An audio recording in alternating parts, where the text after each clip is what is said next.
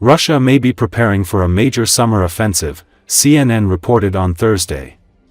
Russia could soon launch a large-scale summer offensive, possibly within the next few days or weeks, with the use of 160,000 troops that are being amassed near the frontline, CNN quoted Ukrainian officials as saying. The report pointed to the fact that recently Russian forces have been making simultaneous advances in several key areas, including Pokrovsk, Kostiantynivka, and Kupiansk, adding that if successful, the offensive could threaten three major Ukrainian defensive positions in the east. Ukrainian commanders are cautioned that if Russian troops manage to break through at Rodynske, near Pokrovsk, Ukrainian units there could become surrounded, a situation reminiscent of the encirclement in Avdiivka. CNN highlighted that Russian President Vladimir Putin may be aiming to act within a 50-day timeframe, the period Donald Trump has suggested before enacting secondary sanctions against Russia.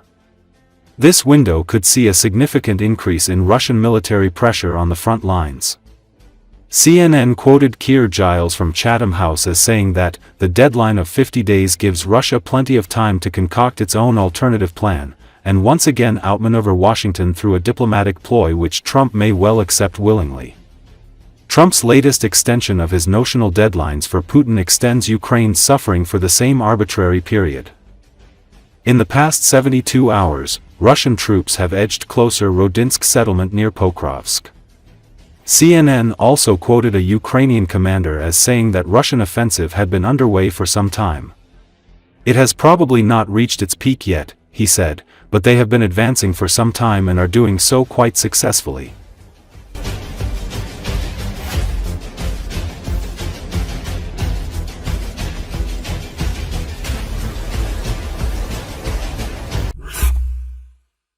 Amid the ongoing Russian invasion, the new Ursula sabotage-ready river drone can either strike with explosives or deploy an FPV drone mid-mission, giving Ukrainian forces new options for river-based operations.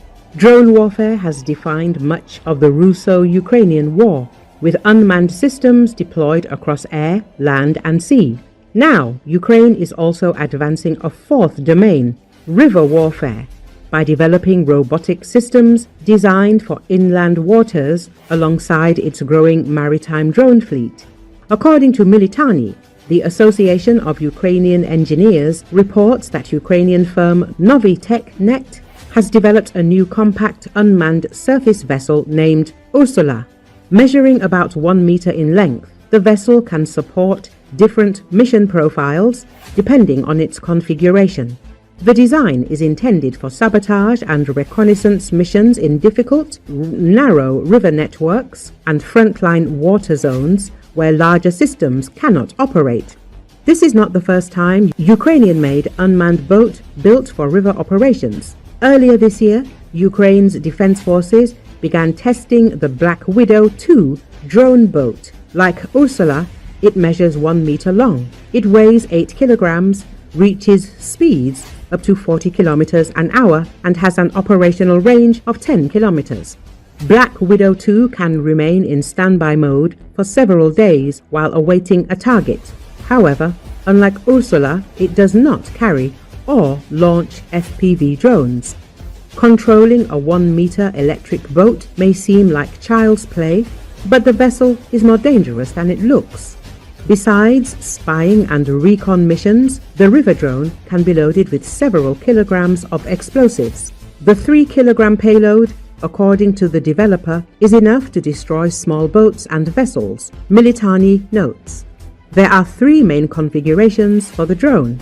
In its reconnaissance role, Ursula carries optical and thermal cameras atop a stabilized mast, streaming real-time video of riverbanks, channels, and coastal approaches to operators up to several kilometers away. The vessel's low profile makes it difficult to detect visually or by radar.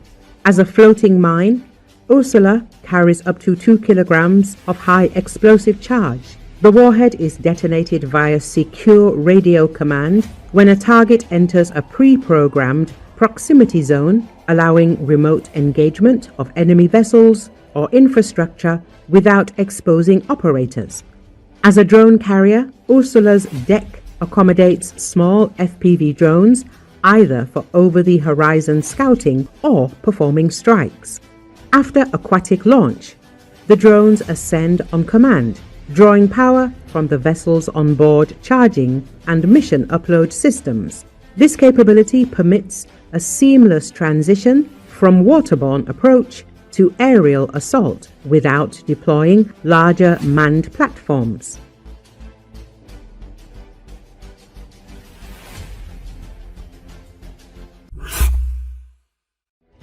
The traditional festive military parade in honor of Navy Day will not take place in the Russian city of Baltisk on July the 27th. This was reported by local media. The reasons for the cancellation are not specified. The press service of the Baltic Fleet, as well as the administration of the city district, are silent. Apparently, this year, Russians will not see a single naval parade anywhere. Earlier, the authorities of St. Petersburg took a similar step. For the first time in a long time, the main naval parade, which was traditionally attended by Russian dictator Vladimir Putin, will not take place there. The formal reason given was security measures, but no official details were given. A similar situation is observed in the Far East. According to local media, the ceremonial events that have been cancelled in Vladivostok and Petropavlovsk-Kamchatsky. Here, too, we are talking about precautionary measures, although no direct reason has been given. The abrupt refusal to hold large-scale parades in strategically important coastal regions is a reaction to the increasing frequency of attacks by Ukrainian drones. In recent years, Ukrainian drones have repeatedly penetrated deep into Russian territory, including striking military infrastructure, including airfields, ships, and warehouses. The cancellation of such symbolic events, especially in the midst of a war, may indicate that the Kremlin is no longer confident in its ability to guarantee security, even at official celebrations. Outgunned, outmanned, and outspent, Ukrainian troops have kept up the fight against invading Russian forces for more than 3 years. They might easily have been routed were it not for Kiev's mass deployment of drones.